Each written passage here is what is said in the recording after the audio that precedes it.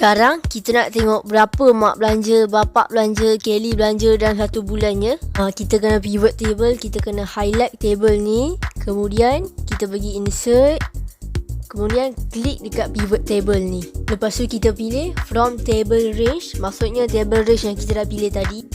Klik, kemudian kita pergi existing worksheet. Sebab apa? Kita nak tengok dekat sini kan.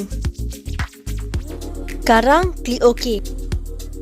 Dah klik OK. Sekarang ni kita kena ambil buyer. Lepas tu kita letak dekat row. Kita kena ambil amount.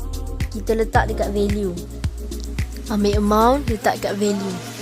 So sekarang ni kita tahu. Kita tengok kat sini.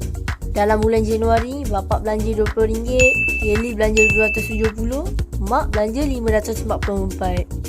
Jadi sekarang ni total RM834.